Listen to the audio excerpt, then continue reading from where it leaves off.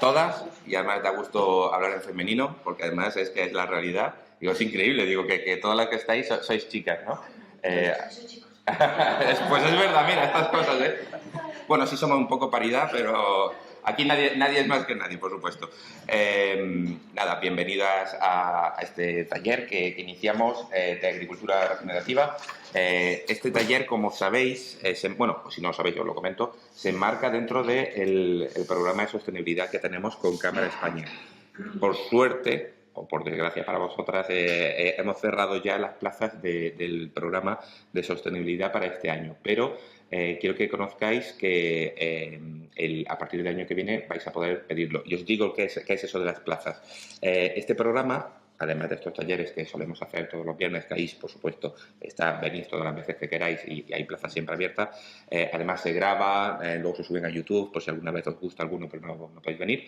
El programa de sostenibilidad consiste en, esto es una licitación pública que sale, en la que simplemente, bueno, vosotras os inscribís al programa y os ayudamos desde la Cámara a hacer dos fases en el programa. La fase 1 es diagnóstico, el diagnóstico de la situación ambiental de vuestra organización, de vuestra empresa, o si sois autónomas, pues también lo podéis solicitar. Aquí tenemos a Isabel, que ella lleva muchísimos años siendo autónoma y para mí es una de las puntas de lanza de sostenibilidad de Cantabria, porque ella en solitario se ha adherido, bueno, en solitario miento, porque siempre se rodea de muchísima gente, pero se adhiere a Pacto Mundial, hace mil cosas. Y para mí eso es un pequeño ejemplo de lo que realmente un autónomo puede hacer. Muchas veces los autónomos piensan que pues yo no me puedo meter ahí porque eso necesito personal o es para las empresas. No. Bueno, pues un autónomo también puede pedir este programa sin problema. ¿Qué consiste? La fase 1, un diagnóstico importante de todo lo que es el medio ambiente dentro de tu organización, la sostenibilidad y todo esto. Y la fase 2 es un presupuesto de máximo 7.000 euros cofinanciados al 50%. Es decir, podéis pedir de esos 7.000, os darán 3.500 para hacer cualquier acción relacionada con la sostenibilidad. Desde cambiar equipos dentro de vuestras instalaciones a ser equipos más eficientes energéticamente, a incorporar un plan de igualdad, a contratar a una consultora como la que hoy nos acompaña para que nos haga un programa específico desde formación, acompañamiento, desarrollo de memoria de sostenibilidad, códigos éticos, todo lo que tiene que ver un poco con sostenibilidad e impacto social. Pensad que yo he dicho esa cifra, pero si os gastáis 2.000, bueno, pues el programa os cofinancia el 50%. Os cofinancia 1.000, la otra 1.000 lo tenéis que poner vosotros. Entonces, bueno, os decía que hemos cerrado el cupo de plazas del presupuesto que teníamos, lo hemos cerrado para este año, pero para el año que viene además vendrá con un presupuesto bastante mayor y es posible que venga con una cofinanciación un poquito más alta. Estamos peleando y seguramente, esto lo digo un poco off the record, pero seguramente no sea del 50, sino del 68, 69. Luego ya lo confirmaremos el año que viene. Y bueno, ya os he metido la cuña publicitaria y nada, bueno, pues vamos a dar paso a la jornada de hoy, que para nosotros pues es altamente relevante porque además, personalmente para mí, yo soy ambientólogo y sé perfectamente que el suelo es uno de los recursos más preciados y limitados que tenemos en la naturaleza y la agricultura regenerativa principalmente lo que nos ayuda es a trabajar, poder ir haciendo un desarrollo sostenible, nunca mejor dicho, dentro del sector de la agricultura, en contraposición al impacto importante que estamos viendo con otro tipo con la agricultura que hemos estado trabajando prácticamente en las últimas décadas, ¿no? Es un poco volver atrás con la innovación y la tecnología actual y el conocimiento, pues para poder, que el día de mañana nuestras generaciones futuras puedan seguir contando con ese suelo y puedan seguir cultivando y pues dando de comer a sus hijos. Para ello, pues nos acompaña Javier Malco, que es el CEO de Humánica. Humánica es una de las consultoras que, pues para nosotros hemos tenido la fortuna de conocer en los últimos años. Ellos, se dedican a ese acompañamiento a las organizaciones para, mejorar ese impacto social. Tienen un componente formativo muy importante. De hecho, bueno, pues también dinamizan y gran parte de Humánica están bueno, pues muy imbricados con lo que es la educación infantil aquí en Cantabria, bueno, pues con esa escuela Waldorf que tenéis, en la que participáis, ¿no? No es que la tengáis de Humánica, sino que muchos de vosotros participáis en ella y también es un referente en la educación. Así que, bueno, pues no solo un referente para nuestras empresas, para ayudarlas, sino también, bueno, pues para nuestros hijos. Y nos acompaña Rubén Borges, que es el coordinador de proyectos regenerativos de Humánica. Así que yo me callo ya. Le doy paso a Javier en este caso, ¿no? Para que nos haga una pequeña introducción y luego Rubén, pues, que es el experto de la jornada que hemos venido hoy a escuchar, bueno, pues estará sobre todo contándonos qué es esto de la agricultura regenerativa. Sí, bueno, yo sobre todo lo que quiero hoy es dar las gracias. Dar las gracias por estar aquí, dar las gracias a Jesús. Siempre lo digo y siempre lo tengo que decir, porque hay que romper un poco los esquemas, ¿no? Uno piensa director de la Cámara de Comercio, se piensa persona inaccesible, y aquí está presentándonos. Hoy he venido con corbata, pero me la voy a quitar. Siempre lo digo, ahora somos una cosita así muy pequeñita y está aquí, pero cuando no éramos nada de nada, también está aquí. Su espacio siempre ha estado abierto, siempre con una sonrisa, siempre apoyándonos. No puede ser de otra forma. Así que infinitas gracias. Y nada, por otro lado tenemos la suerte de contar con la colaboración de Rubén. Os cuento un poco para que veáis la capacidad profesional de este hombre. Pues así muy brevemente, él es doctor honoris causa por Boquerón, México. Y a nivel personal, pues él acaba de venir de Kenia, acaba de venir de Brasil. No se ha recuperado todavía de los viajes, pero ha dado tiempo para organizar una paella benéfica para recaudar dinero para una comunidad que acompaña en Etiopía. Pues bueno. Ha venido hoy a dar la charla, no vive en Cantabria, ha venido para dar la charla y cuando termine se va corriendo porque a las 4 de la mañana tiene que estar en Barajas para irse a Uganda durante 4 semanas. Oh, impresionante. Muchísimas gracias. Y nada, su experiencia es increíble. En todo el mundo él va a las comunidades más desfavorecidas del planeta con una sabiduría increíble y nada, y hoy nos trae esa sabiduría para ver cómo podemos aplicar todo ese conocimiento en Cantabria, no solamente regenerar nuestro suelo, nuestra agricultura, sino también cómo podemos a través de ello pues potenciar nuestra economía. Bueno, pues mi nombre es Rubén, yo soy el que os va a guiar a través de esta aventura de imágenes. Bueno, pues yo estudié ingeniero agrícola en la Universidad de León y como no me emocionaba mucho la idea de vender pesticidas o semillas a los agricultores del páramo, que básicamente trabajaban el lúpulo o el maíz, pues me fui a estudiar fuera. Y me fui a estudiar fuera en una universidad en Holanda y terminé, bueno, pues estudiando gestión de recursos naturales, agua y suelo, derechos de agua, acceso al suelo y todas estas cosas, y terminé estudiando en México. Una vez en México entré en contacto con comunidades de productores que no tenían acceso a fertilizantes, no tenían acceso a semillas, no tenían acceso a créditos para poder acceder a ellas. Entonces estaban, digamos así, como totalmente desconectados, ¿no? Off the grid, ¿no? Entonces esta necesidad les hizo pues buscar formas para mantener la fertilidad de su suelo. Y yo, que iba allí como estudiante de 25 años con muchos ideales y muchas cosas, me encontré con la realidad que ellos tenían y que vivían, ¿no? De sus intercambios para intercambiar, de sus reuniones para intercambiar semillas, de sus reuniones para intercambiar conocimiento, ¿no? Realmente ellos eran emprendedores dentro de su propia tierra, porque nadie estaba allí tutelándoles, enseñándoles, guiándoles, apoyándoles con subvenciones o con cualquier tipo de apoyos. Estaban realmente solos. Y ellos eran capaces, en esas condiciones tan duras, de generar sus propios recursos, sus propios fertilizantes, sus propias semillas, mejorarlas año a año, tradicionalmente como hicieron antes de que los españoles llegasen allí, de trabajar con ese sistema y tener los recursos para llevar a sus hijos a la escuela y comprarles ropa y esas cosas. Y a mí eso me pareció magia, ¿no? Porque yo pensé, como ingeniero agrícola, pensaba que sin abonos que salen de la tienda o de un almacén no se hubiera podido llegar a eso, ¿no? Pero claro, yo luego, haciendo ingeniería inversa, me di cuenta que la humanidad llevaba trabajando con ese tipo de sistemas y de pensamientos durante demasiado tiempo, ¿no? Y que probablemente nosotros éramos los que nos habíamos olvidado en esta idea newtoniana de luchar contra la naturaleza, dominarla y destruirla, y imponernos con nuestra ciencia y nuestra química sobre ella. Pensé que esta tecnología pues realmente era un invento. Quizás esa era la gran ilusión, pensar que nosotros podríamos dominar sobre ella, ¿no? Históricamente nuestra civilización había avanzado de otra forma. Hoy he traído una presentación que yo normalmente, yo trabajo muchísimo desde el 2011, trabajo en países en vías de desarrollo porque creo que ahí es donde más valor puedo añadir a las empresas y a las comunidades con las que trabajo con cooperativas mayormente.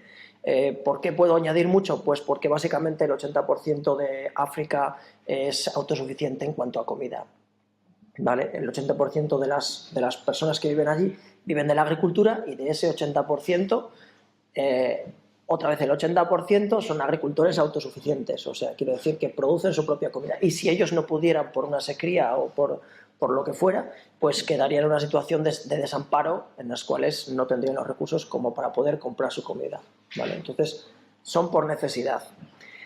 Muchos de ellos producen orgánicamente. ¿Por qué? Porque no tienen ni el dinero, así como la situación que me encontré, ni el dinero, ni el crédito, ni todas las facilidades ni de administraciones, ni de lo que es la infraestructura financiera para poder acceder a crédito para ir a comprar insumos, ¿no? Abonos, fertilizantes, pesticidas, lo que fuera, ¿no? Pero es que además, es que en la tienda no los hay tampoco. Es que en la tienda, las tiendas que se llenan de abonos y de pesticidas y de insumos para la agricultura no van mucho más allá de 200 o 300 kilómetros más allá de las capitales, que son las que reciben todo esto. Entonces, las personas que viven en las zonas más alejadas de las capitales, esas personas están dejadas a su suerte, ¿no? Y son ellos, en el caso de México, yo me encontré con gente muy digamos así, empoderada, que era capaz de producirse sus propios insumos, pero en el caso de África no lo encontré, ¿no? Entonces yo me enfoqué en esa parte, en salir y trabajar con cooperativas para trabajar con ellos. No obstante, como estamos en Cantabria y la realidad de aquí es un poco diferente, lo que he intentado hacer en esta presentación es básicamente sacar unos principios básicos de lo que es la agricultura regenerativa, en lo que nos podemos basar, y que sean aplicables también para la realidad cántabra o para la realidad en la que nos encontramos, donde bueno, pues los procesos naturales son esa constante, ¿vale? Esa constante que hay, y es un juego muy interesante porque tiene una parte de clima, una parte de suelo, una parte ¿vale? Que es muy previsible, ese algoritmo que es muy previsible, pero luego tiene una parte de arte, tiene una parte de manejo, tiene una parte imprevisible con la cual nosotros depende de nuestra habilidad que nosotros seamos más o menos fructuosos, sí, exitosos en poder eso. Entonces no existe una dominación de las personas para con la naturaleza, ni de la naturaleza con las personas. Existe una especie de sinergia, de trabajo en conjunto, de coevolución, ¿no? Entonces esto es un poquito lo que quisiera expresar en las siguientes imágenes, ¿no? que tenemos. No estoy acostumbrado a dar presentaciones sentado, normalmente me muevo mucho porque soy muy teatral. Tienes que levantar para adelante. No pasa nada, tranquilo. Entonces, vamos a ver, la siguiente estaría por aquí. Vale, mira. Entonces, la idea de la agricultura regenerativa se basa en la idea de, bueno, ¿qué es regenerar, no? ¿Qué es regenerar? La idea de regenerarse, pues, ¿sabéis algún sinónimo de regenerar? Remediar. Reconstruir. Curar, ¿vale? La regeneración es una capacidad que tiene un sistema vivo para recomponer su estructura, ¿vale? Y poder hacer frente, hacer frente y desarrollarse plenamente, ¿no? Entonces está la idea de recuperar, ¿vale? De restablecer. Todo lo que es volver a un estado de ponerse en forma otra vez, ¿no? De curarse, de restablecerse, Entonces significa que si hay que recuperarlo es porque se había perdido, ¿no? ¿Qué es lo que habíamos perdido, no? Pues lo que hemos perdido básicamente, y es la idea, es la actividad biológica en el suelo, la actividad de los microorganismos en el suelo, de los organismos que viven en el suelo que están construyendo fertilidad. ¿Y cómo lo hacen? Pues básicamente los suelos han evolucionado históricamente, geológicamente, ¿no? Han evolucionado en base a la captación de energía solar a través de las plantas o de los organismos que son capaces de hacer la fotosíntesis, y ese es el gran milagro, la fotosíntesis. Y un agricultor regenerativo se basa en la optimización de la fotosíntesis como generadora de vida, porque eso es lo único que hay gratis en este mundo, es la energía del sol. La energía del sol que llega a la Tierra y que es captada por esas plantas o por cualquier cosa que tenga un cloroplasto, ¿vale? Y entonces el CO2 se descompone y ese carbono se va uniendo de carbono en carbono, C más C más C más C, en moléculas más sencillas, que son los azúcares, ¿vale? Y esos azúcares, una vez que se unen los unos a los otros, forman moléculas más complejas, las celulosas, la fibra, ¿vale? Proteínas, todo esto es la química del carbono que hablamos antes, la química orgánica, ¿no? Que viene en base a esa base, la captación de la energía solar, ¿no?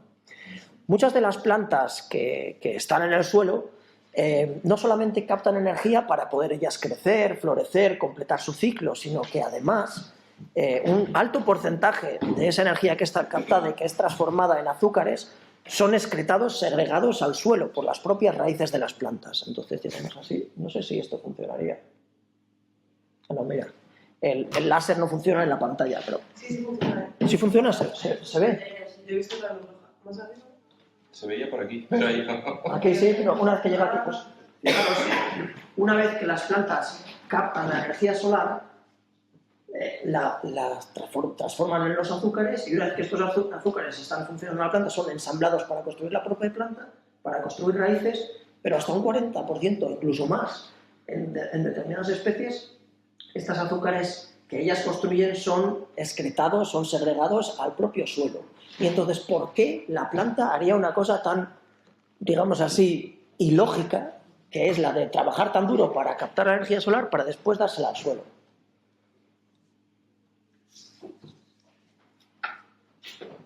Porque en el suelo hay microorganismos que se alimentan. Correcto, en el suelo hay microorganismos que necesitan esa energía, esos azúcares, que dependen de ello. Entonces, alrededor de las plantas se forma, digamos así, una capa de microorganismos en esas películas, las raíces, cuando tú las arrancas del suelo, siempre están húmedas, siempre están mojadas. En esa película húmeda, en esa biopelícula que hay ahí, ¿vale? En esa que se llama la rizosfera de la raíz, esa película es es un área de total dominio, de total influencia de la planta sobre esa pequeña esfera, ¿vale? Ahí es donde la planta puede segregar azúcares, cambiar el pH, cambiar las condiciones químicas para favorecer el crecimiento de ciertos organismos y de otros no. Organismos, por supuesto, que van a ayudar a la planta a cubrir ciertas funciones que ella necesita. Entonces la planta dice un día, hoy voy a florecer, todo es muy bonito, necesito tener zinc y boro, entonces vamos a llamar al zinc y al boro. Entonces la planta ya hace una llamada a su raíz, ¿no? Entonces empieza ahí cambia el pH, cambia las condiciones y entonces empiezan a reproducirse los microorganismos que son responsables de la movilización de esos nutrientes en el suelo. ¿Qué hacen los microorganismos para disolver esos nutrientes? Pues los microorganismos básicamente comen azúcares y excretan ácidos y enzimas que disuelven los minerales del suelo, los hacen biodisponibles para la planta, ¿vale? Porque las plantas definitivamente sabemos que no comen rocas. Las plantas no comen piedras, las plantas comen minerales, pero tienen que haber sido predigeridos por lo que es el consorcio microbiano del suelo. Si no estuviera la biología en el suelo, no hubiera minerales disponibles para las plantas y todo sería muerte y destrucción. Perdón. Vale, entonces digamos así que vida da vida. La microbiología del suelo es tan importante como la microbiología en nuestro microbioma, ¿vale? En nuestros intestinos, para que nosotros podamos completar los procesos de digestión. La digestión en el suelo se hace a través de las raíces de las plantas en conjunción con los microorganismos. Y esta es una idea fundamental en la agricultura regenerativa, porque de aquí se saca el resto, ¿vale? Hay un spin-off, ¿no? De aquí se saca el resto de ideas que apoyan a lo que es las labores del agricultor. Todo lo que sea, toda labor encaminada a proteger y a diversificar estas redes de trabajo de microorganismos en el suelo para beneficiar a las plantas, es bien. Todo lo que sea perjudicar a esta red de microorganismos va en detrimento. Entonces, fijaros que ocurre una cosa muy, muy sencilla. Fijaros, aquí hay una fotografía del microscopio de esta película de agua que hay alrededor de las raíces. Esta es la punta de la raíz y aquí están los microorganismos creciendo. Aquí se ve una zona un poquito más difusa porque aumenta la concentración de los azúcares alrededor de las raíces, ¿vale? Entonces, es una idea. Ahora, fijaros una cosa también. La agricultura regenerativa se basa en la diversidad, ¿no? ¿Pero por qué? Tiene que haber un porqué, si no, no nos vale, ¿no? No porque a mí me gusta la diversidad, porque, pues sí, es bonita y tal, pero a niveles de... Estamos en la Cámara de Comercio. A niveles de empresa, ¿vale? A niveles de lógica, ¿no? A niveles de lógica empresarial de un suelo, si podemos llamarlo así, que no se puede llamar así tampoco, digamos así que cada planta, cada tipo de planta tiene un momento de floración distinto, tiene ciclos distintos. Entonces, cuando unas plantas están llamando a un determinado elemento para completar esa parte del ciclo, en ese momento otra planta está creciendo, la otra planta está finalizando su ciclo y cada una está trabajando con distintos grupos de microorganismos al mismo momento. Sin embargo, cuando tenemos un monocultivo, todas las plantas están en la misma fase y todas están haciendo una llamada del mismo tipo de microorganismos, todas trabajan a la misma profundidad de suelo y entonces no hay una diversidad de suelo. ¿Por qué nosotros necesitamos una biodiversidad? Necesitamos una biodiversidad porque a cuantos más grupos de microorganismos estén trabajando en el suelo, ese suelo tiene capacidad de tener más elementos nutricionales, más nutrientes disponibles para las plantas, ¿vale? O sea, a más grupos de microorganismos. Y además es una cosa muy interesante también, la diversidad de microorganismos te hace que cuando unos se apagan porque hace mucho frío, se inmovilizan, se van a dormir, hay otros que siguen funcionando. Entonces la biodiversidad te da duplicidad de funciones y te hace que cuando un grupo se para en un momento, el otro sigue funcionando. Por frío, por sequía, entonces por cambios de condiciones climáticas. ¿Esto qué es? Esto es la adaptación a distintas condiciones climáticas. Esto es adaptación al cambio climático, ¿vale? La diversidad es función número 1, ¿vale? Yo, lo estoy hablando desde un punto de vista muy funcional y muy, muy clarito. La mejor forma que nosotros tenemos de proteger los microorganismos es de darles comida, de darles protección, ¿vale? ¿Y qué mejor comida y qué mejor protección que una vaca que tiene un estómago a 39 grados todo el tiempo, ¿vale? Que se los come directamente, los pasa con la misma planta, los pasa. Aquí abajo es un tanque de reproducción inmenso, es una máquina del tiempo, porque los microorganismos que se reproducen en el suelo muy lentamente, al pasar a la vaca es una fermentación súper intensa, ¿no? Y entonces vuelven a salir otra vez. Entonces la vaca como transformadora de la materia orgánica, pero también como inoculadora de microorganismos benéficos para la planta. Qué pasada, ¿no? Sí. Claro. Entonces, la agricultura regenerativa enlaza a las plantas, a los minerales, a los microorganismos y va moviéndose en estos ciclos ecológicos donde se va viendo que los mismos minerales que una vez fueron parte de una piedra pasan a formar parte de un microorganismo, luego pasan a una planta, luego pasan a un animal, terminan pasando por nosotros, ¿vale? La alimentación, que nosotros sea más sana, es la alimentación que es muy rica en distintos nutrientes, vitaminas y todo esto. Y todo esto también tiene una concentración, digamos, tiene una concentración buena, beneficiosa o saludable de microelementos, de elementos que, ¿vale? Minerales en concentraciones muy pequeñas, como el zinc, como el potasio, como el boro, ¿vale? Entonces, todos estos nutrientes se mueven en un sistema así, ¿vale? En un sistema diverso. Y esto es lo que intentamos maximizar con la agricultura regenerativa, ¿vale? Entonces, digamos, la agricultura regenerativa es el concepto de maximalización de estos procesos naturales, usando las técnicas que necesitemos usar. No se está cerrando, no estamos, hablo yo como si fuera una... No, en este proceso no se cierra la puerta a ninguna tecnología o a ninguna técnica, siempre y cuando no vaya en perjuicio de esto, ¿no? O sea, todo lo que maximice, todo lo que sume, vale.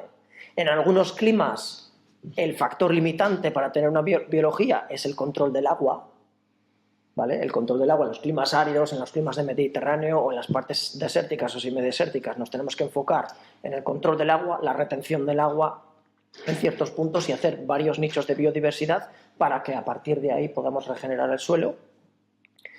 Y es que, claro, pues plantas que viven son plantas que mueren, organismos que viven son organismos que mueren. Y esa muerte genera una formación, un depósito de carbono en el suelo. Y ese carbono en el suelo, ¿qué son?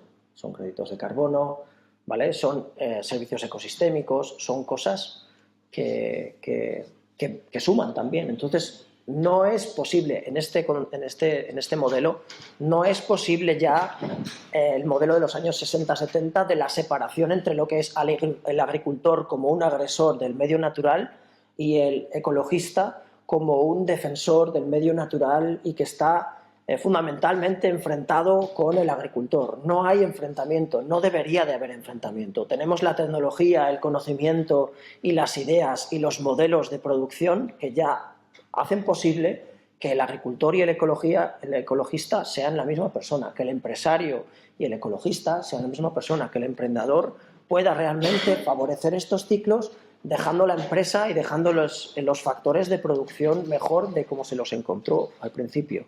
¿Esto es idealismo? Probablemente. Vamos a ver algunos ejemplos, a ver cómo va, ¿vale? Entonces, claro... Vale. Entonces, claro, ¿qué es lo que estábamos viendo hasta ahora? Pues estábamos viendo operaciones económicas desligadas las unas de las otras, ¿no? Por un lado el sol, que formaría parte del turismo, ¿vale? Por una parte, pues las distintas operaciones para producción de ganado o de plantas, ¿vale? Monocultivos básicamente, y por el otro lado, viendo la biología, estos son unos cultivos de hongos en el Museo de Micropia en Ámsterdam, os lo recomiendo a todos si queréis verlo cuando vayáis a Ámsterdam, aparte de daros un paseo por los canales, ir a ver el Museo de Microbiología, que es el más bonito del mundo y es muy bonito para los niños también, si quieren. Entonces, vemos todo compartimentalizado. Hasta ahora los microorganismos eran más una amenaza para nuestros cultivos y para nuestros procesos que una ayuda, ¿no? Salvo en procesos de biotecnología donde se usan, pero se usan solo estos y no los otros. ¿Me explico? Entonces, nosotros en la agricultura regenerativa es totalmente la antítesis de la separación. Nuestra empresa es más fuerte cuanto más unión hay entre los distintos grupos y busca la diversificación. Entonces ahí es donde está también el punto de equilibrio que tienes que buscar entre cuánto diversificas para no drenar tu energía, ¿vale? Lo que es el buscar tu core business, ¿no? Tu núcleo de negocio. Núcleo de negocio, digamos así. Necesito, para algunas palabras técnicas, necesito un traductor y tengo al mejor que puedo buscar, lo tengo al lado. Entonces nosotros estamos buscando, esta es la antítesis. La antítesis es ver toda la cadena trófica que se está moviendo en el suelo, todos los microorganismos. Nosotros, que es lo que veían nuestros abuelos, si un suelo tiene lombrices de tierra, es que es un suelo bueno, pero es que la lombriz de tierra es una parte importante de la pirámide que se está nutriendo de otros organismos, ¿no? Y de otras materias orgánicas que están en el suelo. Si hay lombrices de tierra, hay bacterias por necesidad, porque ellas tienen un sistema digestivo que depende de las bacterias también. Entonces, depende muchísimo el sistema los unos de los otros. Nosotros lo podemos ver a ojo, ¿vale? Viendo las lombrices, viendo cómo se desarrollan las raíces en el terreno y visualmente pues es muy fácil decirme cuál de estas dos tierras es la más... mira, si tú tuvieras que comprarte una tierra, ¿cuál sería? ¿Qué derecha? ¿Esta derecha? No, La otra, está claro, ¿no? ¿Pero por qué? No, no, ¿Ah? Arcillosa, ¿vale? El color, la textura. ¿Qué vemos ahí? ¿Qué vemos ahí? Porosidad, sí. Porosidad, claroscuros, contraste, todo lo que sean agujeros. ¿Y qué pasa con los agujeros? Que hay vida. ¿Y qué hace esos agujeros? ¿Qué procesos se dan ahí por haber agujeros? Mineralizan. Mineralizan, hay entrada y salida de oxígeno. La respiración de que las raíces también necesitan, la respiración que necesita la materia orgánica para producirse, para convertirse en humus. Por esto esta tierra termina siendo mucho más oscura, porque el carbono ahí se está fijando y la coloración es más oscura. Ese humus ahí también retiene mucha más humedad y en la parte seca, en el verano, hay mucho menos estrés hídrico en este suelo, aunque tenga más aireación que en este otro. Estrés hídrico, falta de agua, estrés por falta de agua o por exceso de agua, que es lo que pasa en Cantabria muchas veces, que cuando se pone a llover ya, oye, ¿cuándo podéis entrar con el tractor? ¿De qué mes a qué mes podéis entrar con el tractor a segar o a hacer cualquier labor? Aquí la mayoría del invierno te lo pasas sin poder hacer ninguna labor porque está todo encharcado, ¿vale? Porque no hay un drenaje. Los suelos vivos tienen esa doble capacidad, por un lado de retener el agua para el verano, a funcionar como una esponja, y por el otro lado de soltarla cuando hay demasiado agua porque tienen una porosidad grande, ¿vale? Entonces el tamaño grande hace que agua que entra, agua que sale. Cuando el agua entra, el aire sucio, cargado de CO2, sale. Cuando el agua sale, el aire limpio, cargado de oxígeno, entra en el suelo. Y esta es la forma que tiene el suelo de respirar. Y como el suelo respira, y como el suelo está lleno de vida, podemos decir que el suelo se comporta como un organismo vivo. Ejemplos. He traído un ejemplo de un cliente, más amigo que cliente, mío holandés, que produce también leche de vaca lechera, ¿vale? Y está en Holanda, ¿vale? Entonces yo trabajaba con ellos, con un grupo, y ellos forman parte de un grupo de estudio. ¿Qué quiere decir un grupo de estudio? Quiere decir un cierto grupo de agricultores, ganaderos en este caso, que se juntan porque tienen las mismas inquietudes y tienen los mismos problemas, entonces entre ellos pretenden solucionar problemas que son un poquito más, ¿vale? Que son más complejos y que un grupo, se dan cuenta que un grupo puede solucionar más de lo que soluciona un solo ganadero. El gran problema de nuestra agricultura y de nuestra ganadería es que muchas veces nuestros agricultores están demasiado tiempo solos, demasiado tiempo sin aprender de sus propios problemas, sin compartir información, y esto es muy detrimente, porque cualquier empresa que no está haciendo benchmarking todo el tiempo, cualquier organización que no está viendo cómo se solucionan los problemas en su sector, no está innovando. Básicamente está reproduciendo un modelo que quedará obsoleto probablemente. Entonces, ¿qué es lo que hacíamos nosotros? Pues básicamente aprender a mirar el suelo. Esto es Holanda. Bueno, para ser Cantabria le faltan un par de... Vale, esto es en 2D, un paisaje. Pero bueno, vale, hay mucho agua y el pasto es muy verde todo el año, entonces ya está. Y entonces lo que hacemos es estos chicos son ganaderos jóvenes, ¿vale? Entonces nos vamos a mirar, una vez nos vamos a una granja y otra vez nos vamos a la otra mirando los suelos que producen muy bien, los suelos que producen mejor, e intentamos ver cuáles son las diferencias, ¿no? Entonces nosotros tenemos una metodología que se llama la análisis visual del suelo, que a mí me ha servido mucho porque sin un laboratorio yo puedo hacer una visualización muy rápida, un diagnóstico muy rápido de cómo está ese suelo, cómo funciona. Y esto me ayuda mucho también porque lo puedo utilizar en África también, donde no hay un laboratorio disponible para casi nadie en el mundo, ¿no? Entonces, es una tecnología que está diseñada por FAO, que entonces está reconocida mundialmente y se puede ver. Entonces nos vamos a ver cómo funciona un suelo, si está compactado, si no está compactado. Hace una cierta serie ya veis aquí, tenemos una espátula para meterla y ver si el suelo está más cerrado o más abierto.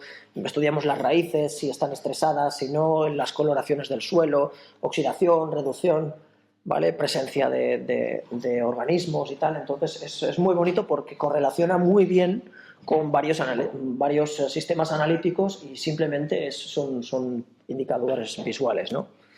Entonces ya veis que estos son empresas, esto es un ganadero de 70 hectáreas, entre 70 y 100 hectáreas de vacuno de leche, vende su leche, estos son biodinámicos, están con las vacas tienen cuernos, las vacas están manejadas, que os lo voy a explicar cómo, y producen quesos de alta calidad para ser vendidos en el mercado holandés o para ser exportados a Estados Unidos. O sea, son quesos de muy alta calidad. No es una empresa que esté vendiendo, o sea, que están trabajando sobre la calidad. Es su punto más importante, ¿no?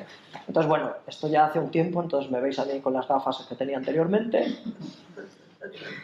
No, en África un día me fui con una camiseta y tal, y me dice, bueno, esto ya es una de hace 10 años, dice, pero tienes la misma camiseta ahora que en la foto. Y digo, anda, pues qué buena, qué bien, y me quedé así todo cortado, ¿no? Y me quedé así todo cortado, claro, tú estás allí de campo y venga y sin darte cuenta de nada. Dice, no, pero qué calidad de ropa tienes. Total. Entonces, pues aquí estamos, por ejemplo, mirando lo de las lombrices de tierra y tal, pues nosotros pues vemos, dependiendo del tipo de lombrices que hay, porque hay distintos tipos de lombrices, su comportamiento, hay algunas que se mueven en la superficie, otras que suben y bajan, ves qué tipo de reciclaje de nutrientes, hablamos de economía circular, pero hablamos también de ciclos de nutrientes, ¿no? Y esto, los indicadores son allí. Fijaros que el suelo es súper complicado allí porque a unos 35-40 centímetros de profundidad está el mar. Estos son zonas que están ganadas al mar y están a 5 metros por debajo del mar, 6 metros, donde yo vivía estábamos a 7 metros por debajo del nivel del mar, y la capa freática también está muy ahí. Es una situación como en Cantabria, donde tienes muchas veces problema por exceso de agua más que por defecto, ¿no? Y tu problema mayormente está en cómo construye un suelo lo suficientemente poroso para que haya drenaje y que no se mueran las plantas por pudriciones de las raíces, ¿no? ¿Vale? Entonces ahí ves los canalitos con un panel solar, pues para los bebederos de los animales. Los animales tienen acceso a aire libre, tienen acceso a aire libre, veis que la puerta está abierta, ellos pueden tener la entrada al establo o fuera, ¿vale? Y ellas tienen una cama de paja para que estén, y la mayoría de las vacas eligen estar fuera. Es muy curioso, ¿no? Cuando nosotros vamos a un establo aquí, normalmente encerramos a todo el mundo ahí dentro y ahí os quedáis, ¿no? Y es que eligen estar fuera. Este día era soleado, que es una excepción en Holanda. Pero es que cuando está lloviendo, ellas también están fuera. O sea, de hecho, cuando hicimos había una vaca pariendo ahí y estaba pariendo encima del propio... Ah, no, que tengo una foto.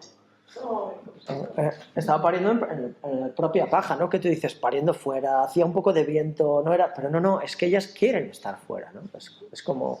Entonces, y nuestro concepto siempre es de meterlas dentro. Entonces, ¿cuál es el punto de manejo de este señor? Este señor maneja un concepto en la agricultura regenerativa que se llama manejo holístico, ¿vale? Ganadería holística, que se basa en un proceso natural que se da en los herbívoros, que es que los herbívoros siempre han estado en grupos, en manadas, ¿no? Y estas manadas siempre han estado juntas para buscar protección frente a los depredadores. La presencia de un depredador hace que la manada se empaqueta y va todos juntos, en plan, ¿sabes? Como el ejército de los romanos que iban antes ahí, todos ahí ¿vale? Van todos ahí, ¿no?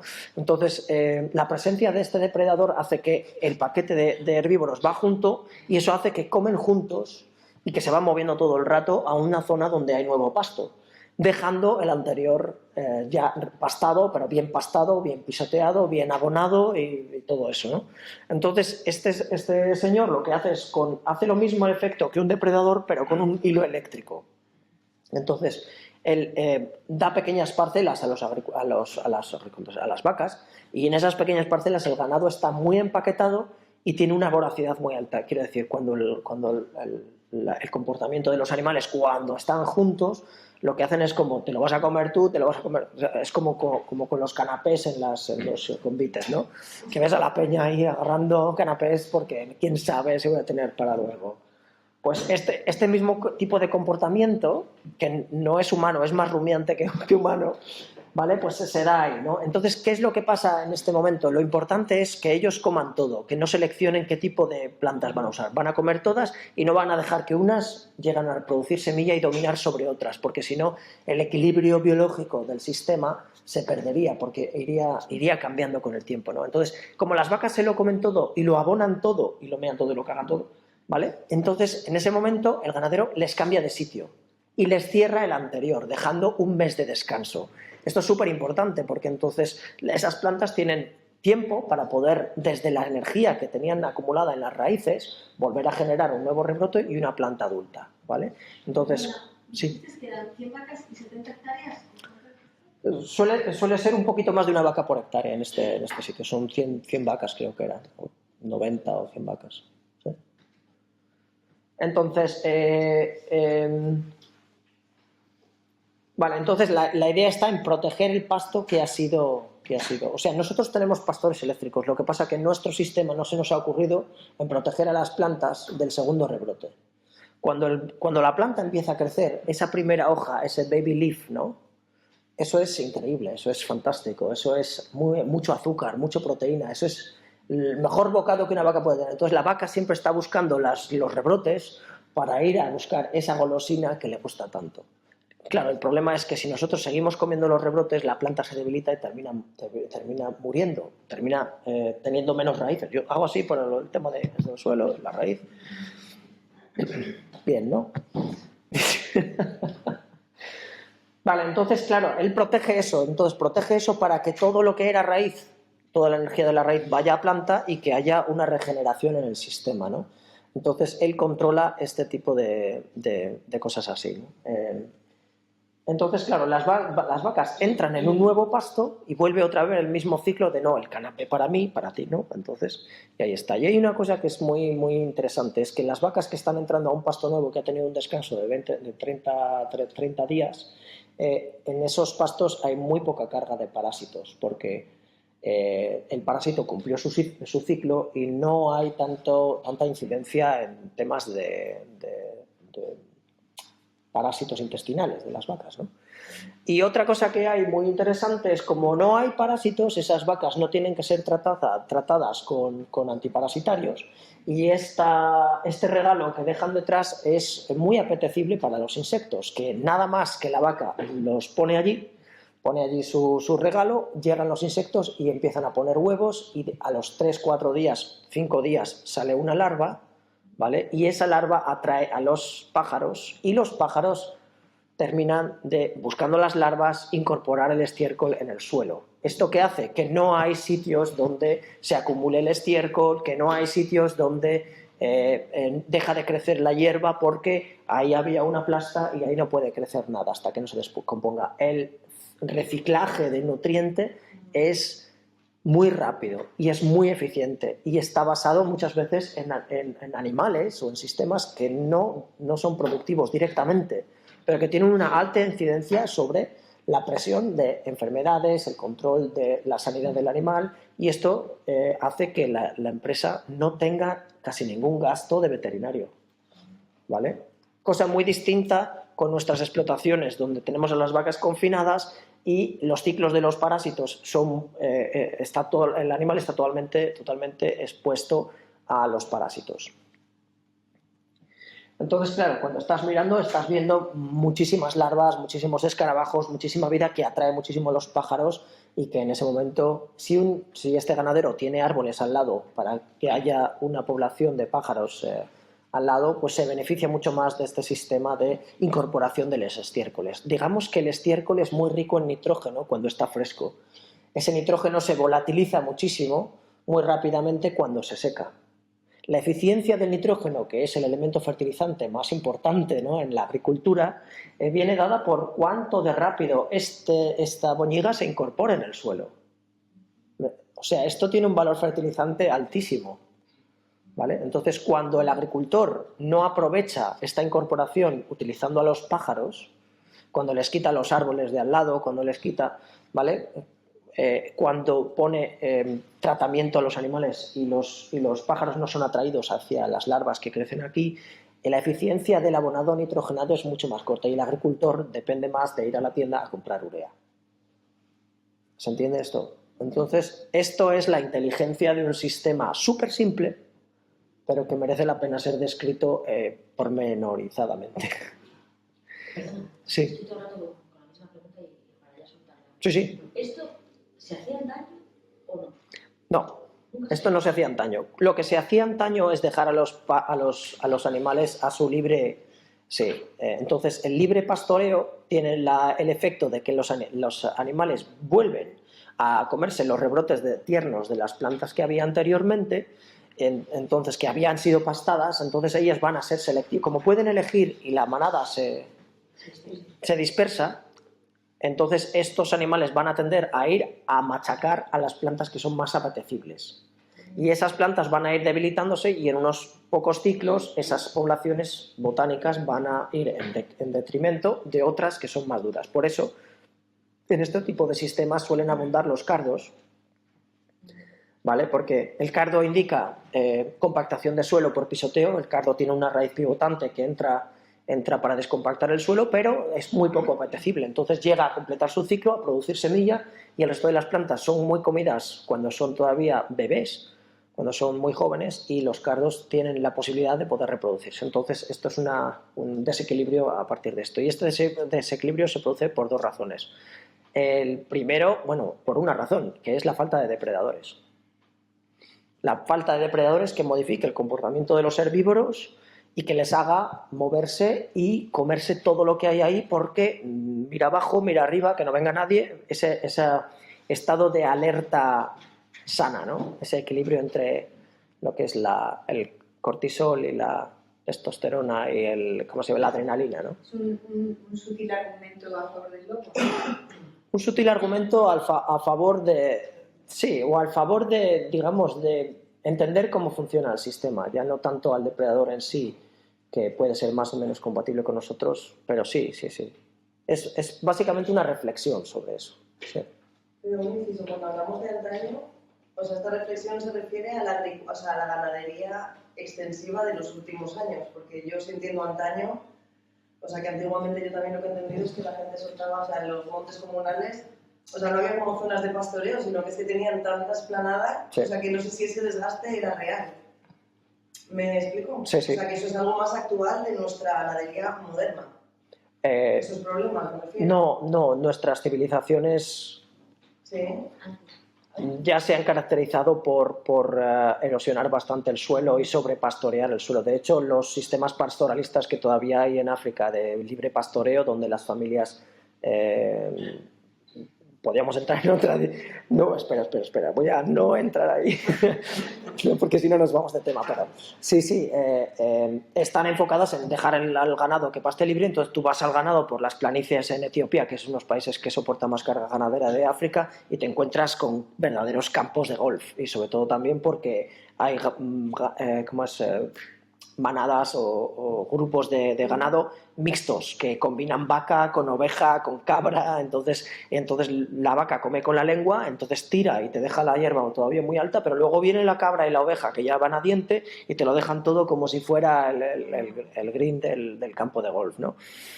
Entonces esto es un problema muy grande, porque cuando después de ser sobrepastoreado llega la parte, digamos, la estación seca, ese pasto que ha sido sobrepastoreado no tiene raíz profunda ya, porque se ha debilitado mucho, porque ha estado sacando energía de la raíz para poder rebrotar, pero ya no puede tener más rebrote, y no le dan tiempo tampoco a tener hoja para fijar más azúcares para volver a construir raíz, no tiene tiempo para completar su ciclo.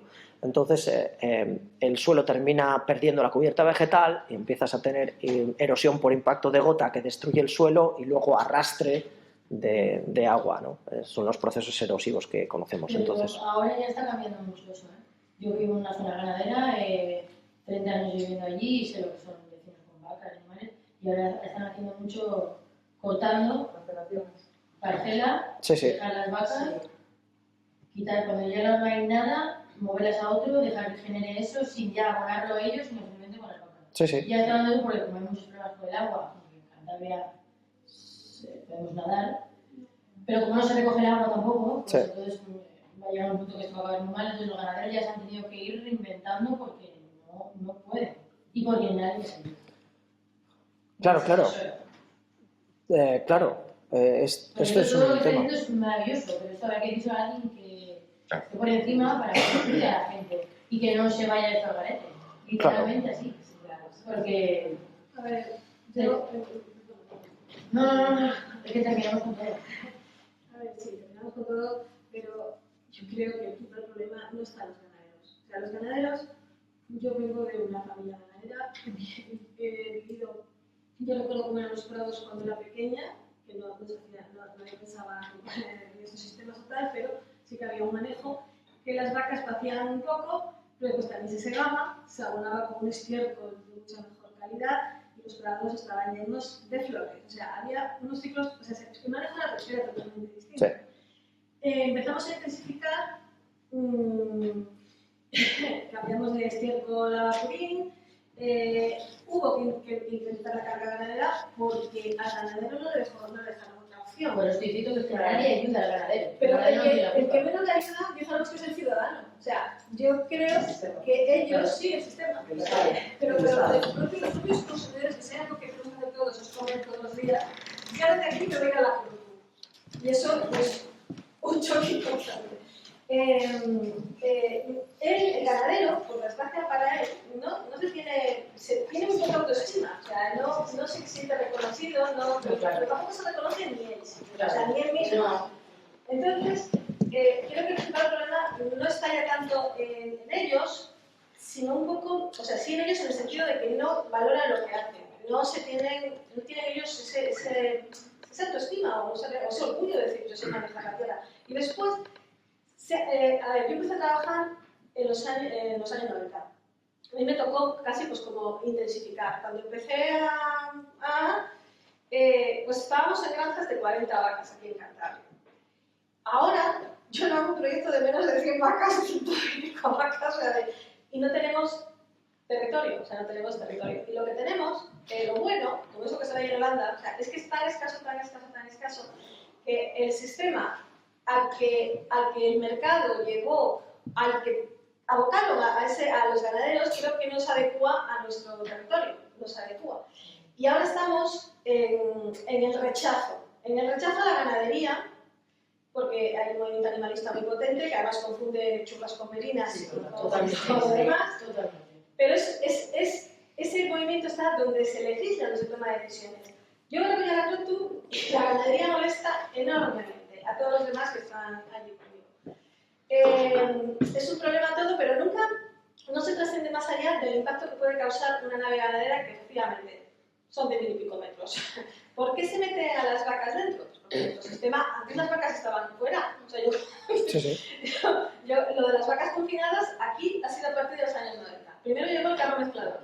Ya si teníamos que hacer una ración única, ya no podían salir fuera porque ya se desequilibraba, ya todo porque la cuenta tan así. Y ahora llegó el robot, que me parece una maravilla, ¿no? Pero claro, ha generado más confinamiento. Totalmente. Que te iba a preguntar después, por el caso del tema este de Holanda y todo esto, que estas noticias que nos llegaron con ese movimiento, ese partido de agricultores, ese problema con el nitrógeno y no sé, esa historia, pero un poco con eso, ¿no? Pero bueno, digamos que la tendencia es esta. Y cuando los ganaderos, a ver, ellos te das cuenta que dejaron todo atrás, que los metieron y lo que consideran es que eso es la modernidad, el progreso, han asumido esa idea de una manera, vamos, la han interiorizado totalmente. Cuando alguien les habla de las cosas que está diciendo Rubén, ¿no? Rubén, no me he confundido. O bueno, yo les digo a mis vecinos, vamos, o sea, es como diciendo, esta fiesta, que como se nota que no tiene ordeñar ya las vacas, o sea, les parece una involución, un atraso. Se han gastado un dineral en mejora genética, en tener unas vacas como catedrales Pero te que digo, comen. Pero digamos, No, hemos sido indoctrinados para creer que ¿Por qué no a un ganadero paisano que lleva trabajando toda su vida, sus abuelos, sus bisabuelos, tú no puedes ir de lista o No, de pero ¿por qué? a decirles, no, es un papelito para esto, no. Siéntate con él, te pones a ordeñar con él y Pero tú porque te el ganadero no se reconoce, porque nos han sacado del pueblo, nos han llevado a las ciudades, ahí vais a tener trabajos más dignos, más socialmente aceptados, pero cuando se acepte que tenemos que volver al sector primario para sobrevivir, la ganadería, la agricultura, ahí nos tenemos que poner todas las boticas y a sacar la pala y olvidarnos de los robots, porque el día que falle la electrónica estamos muertos. No solamente es el día que lo es, que lo será, ¿no? El tema de intensificación tiene un límite. Yo creo que nos estamos dando cuenta y estamos llegando a ese momento histórico de que intensificar más llega un momento que no tiene sentido. No tiene sentido porque empieza a hacer aguas por todos los lados, porque hay un límite en lo que la genética puede dar y ahora mismo las ganancias incrementales que se dan cada vez son menores, ¿no? Por otro lado, los sistemas que producen de acuerdo a lo que es, ya no sé ni cómo se dice en español, ¿no?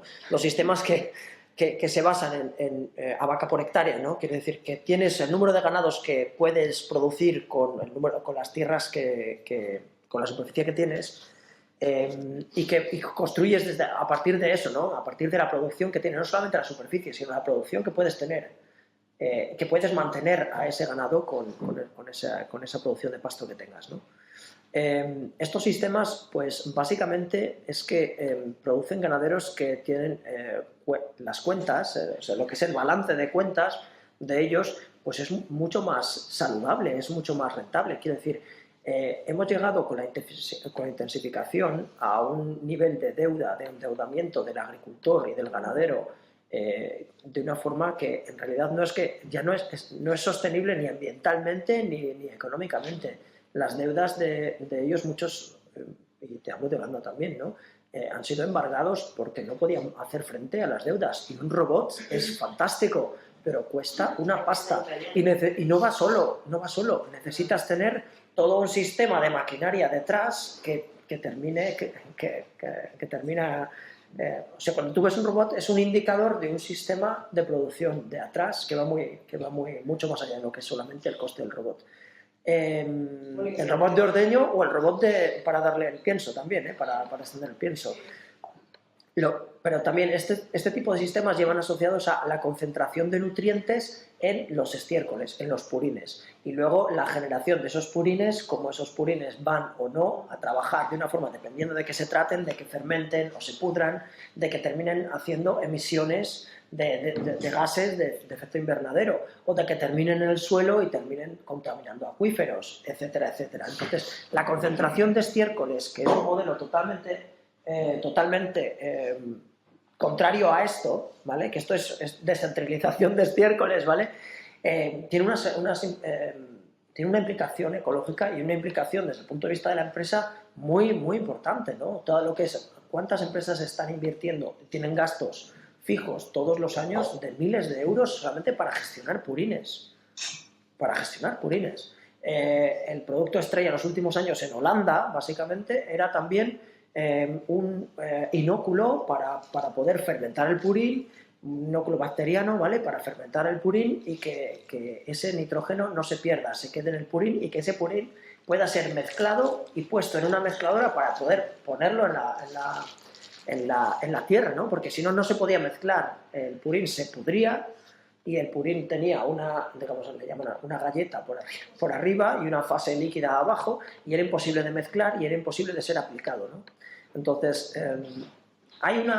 lo que está claro es que cada sistema productivo tiene unas consecuencias para la empresa y para la economía de la empresa que no debemos obviar, ¿no?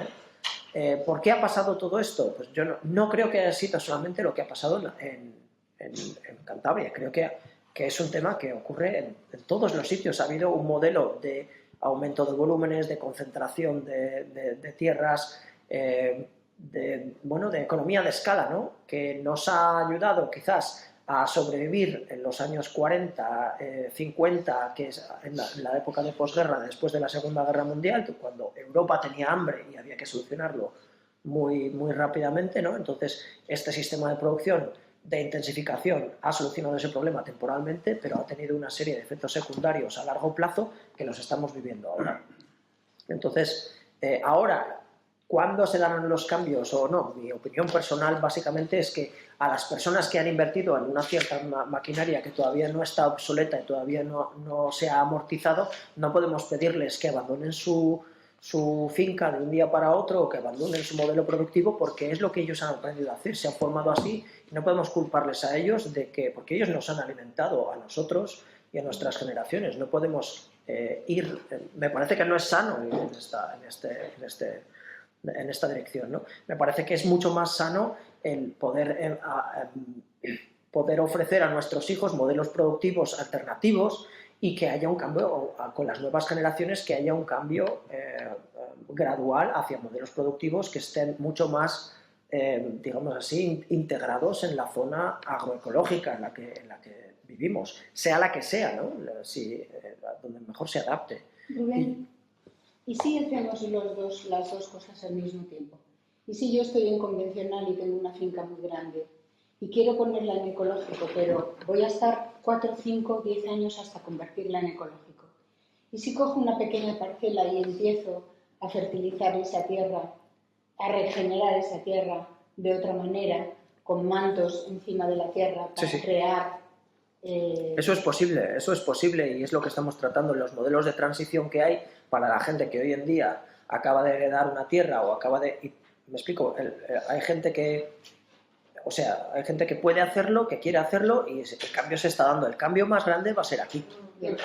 No va a ser solamente en el modelo productivo, va a ser en nuestra propia cabeza, que entendamos que hay otra forma de hacer las cosas y que necesitamos, por lo tanto, obrar de forma diferente. Pero muchas veces nos damos cuenta, hay agricultores de muchos tipos, ¿no? Hay agricultores que quieren hacerlo diferente, pero no saben hacerlo de otra forma, necesitan esa formación. A día de hoy, agricultores en activo, yo entiendo que hay mucha gente, que a mí me vienen agricultores con la voz temblorosa, entre 55 y 60, 60 y alguno, y me dicen, Rubén, yo quisiera hacerlo de forma distinta, pero es que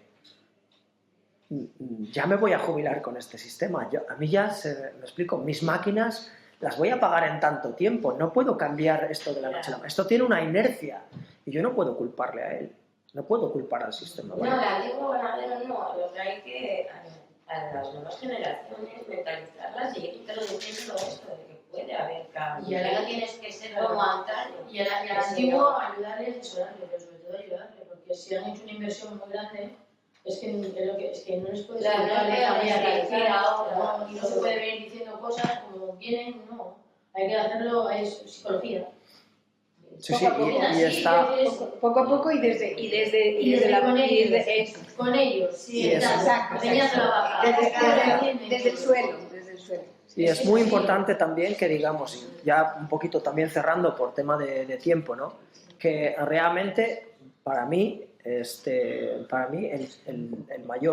mayor desafío está en que podamos hablar entre nosotros, que no nos culpemos de las cosas que están pasando en el mundo, que nos pongamos a trabajar y que nos pongamos a dejar de echar la culpa los unos a los otros, que aquí el consumidor al productor, el productor al consumidor, y al final seguiremos en la misma discusión de siempre.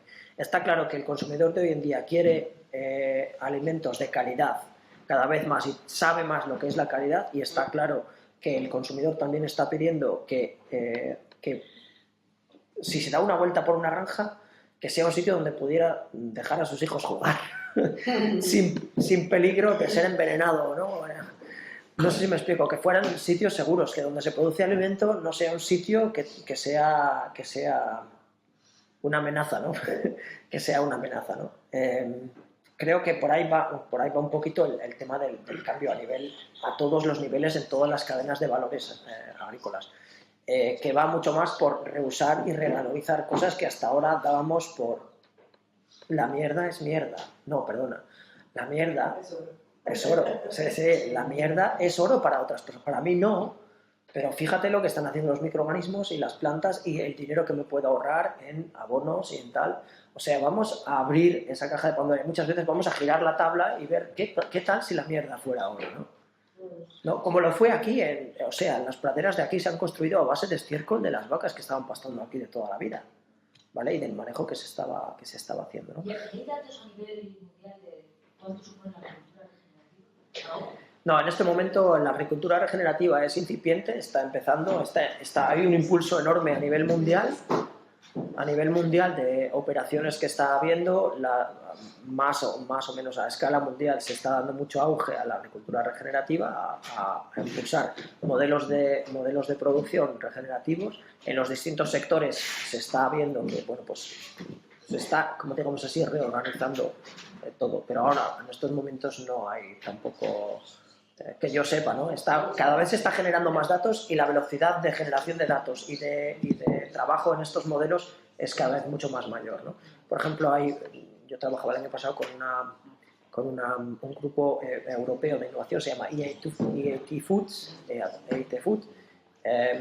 entonces estos son agencias de innovación europea que ayudan a empresas también a la innovación rural. EIT Foods. Igual que Climate Key, pues es uno de los kits de la Unión. ¿Vale? Entonces estos modelos están siendo también promovidos por las instituciones europeas. ¿Vale? Y hay muchísimas más empresas del sector primario que ya están con modelos productivos más ahí. ¿Cómo va a ser? Va a ser como cuando la tecnología del móvil se inventó. Primero había unos móviles así y poco a poco va a ir adaptándose y especializándose. ¿Vale? Lo que está claro es que esto siempre se va a cumplir. Cuando hay un suelo en equilibrio, los costes son muy bajos y el riesgo de la operación es muy baja, porque dinero que no ha salido en forma de crédito de un agricultor es dinero que no tiene que volver a entrar. ¿Vale?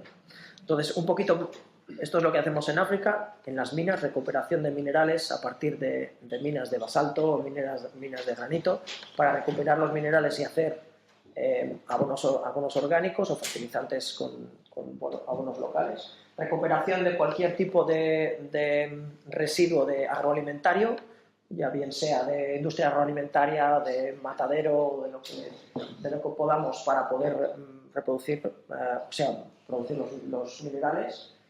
Compostaje, talleres de compostaje, formación en lo que es la transformación de la materia orgánica de desechos. Por ejemplo, incluso también a nivel comercial, esto es un invernadero de 65 hectáreas en Etiopía, en las afueras de Etiopía, produce flor, el 40% de las flores no son perfectas, yo no le regalaría a mi mujer una flor que no sea perfecta, ¿verdad? Entonces eso quiere decir que termina el 40% de la producción que utilizó los mismos recursos pero que termina directamente tirada, el 40% de la producción termina siendo desechada, ¿no? Y estos desechos son una carga de nutrientes muy, muy interesante que podemos recuperar. Entonces cerramos el ciclo de nutrientes. Hasta luego. Cerramos el ciclo de nutrientes enseñando a las personas a trabajarlo desde la propia empresa, con la idea también de que si estos trabajadores que cobran unos salarios mínimos y necesitan ir a su huerto a producir su propia comida, si entienden que esto es una tecnología válida para su propia empresa, también lo puede ser para la economía local y empiecen ellos mismos a ponerse las pilas y a hacer sistemas de recuperación de nutrientes. ¿Vale? Esto es en Vietnam. Una vez que, estas tecnologías, pues lo mismo, se pueden hacer a pequeña escala o a gran escala también. Biofertilizantes, fertilizantes líquidos en base a fermentaciones en forma líquida para producir abonos foliares, ¿no? En los cuales nosotros utilizamos bacterias. Esas bacterias fermentan un sustrato, una materia orgánica, disuelven unos minerales en el sustrato y producen un abono líquido. Esto es en Colombia, para café, una planta de producción de fertilizantes líquidos. En Uganda, haciendo extractos de plantas, y tenemos un proyecto también en India este año con la Fundación IKEA. Uy, no tenía que haberlo dicho. No les gusta salir en los medios. Entonces tenemos un proyecto en India también para trabajando con mujeres que trabajan en grupos de mujeres haciendo tiendas de extractos de plantas y ayurveda, ¿no? Y estos extractos de plantas los venden a los agricultores locales y con ello financian también a programas de protección para mujeres que han sido maltratadas y echadas de su familia, o ¿cómo se llama? Sí, hay un sistema social un poco peculiar, sí, digámoslo así. Y las mujeres que son desechadas de su familia no tienen ningún amparo, no hay ninguna red social que las acoja, entonces hay grupos de mujeres, estos grupos de mujeres las acogen ellos y generan fondos con la venta de extractos de plantas. Así muy rapidito, lo que yo hago básicamente es doy entrenamiento a agricultores, doy entrenamiento a extensiones agrarios, a ingenieros locales, y ellos manejan proyectos pilotos o proyectos de demostración para entrenar, para ver cómo funciona esa tecnología, y en base a ese funcionamiento, esa demostración, se organizan visitas, se organizan campañas de divulgación y de entrenamiento local ya, de local a local, en el cual yo lo único que hago es coordinación y supervisión, y después ya se empieza a llevar a escala trabajando con cooperativas, trabajando con organizaciones de producción a mayor escala para ofrecer ya productos, digamos así, servicios, por ejemplo, entrenamiento a los agricultores locales, o servicios también produciendo ya producto final, yendo a partir de todo el tema de pues ya mejora de calidad, etiquetado, registro comercial y todos estos temas. Esto es en la Costa de Marfil para cacao. Yo creo que lo voy a dejar aquí.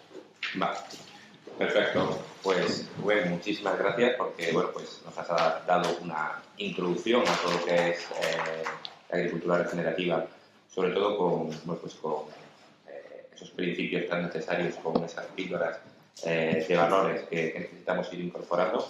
Y nada, muchísimas gracias porque espero que, bueno, pues podamos tenerte por aquí más veces, es súper interesante, con más tiempo para que podamos incluso profundizar. Se me ocurre incluso, bueno, a futuro poder intentar sondear en esa formación tan necesaria que los agricultores necesitan, agricultores y ganaderos, pues intentar hacer contigo mejor algún tipo de curso con más horas, con más dedicación y que podamos ir profundizando en un sistema así. Así que nada, muchísimas gracias por todo. Gracias.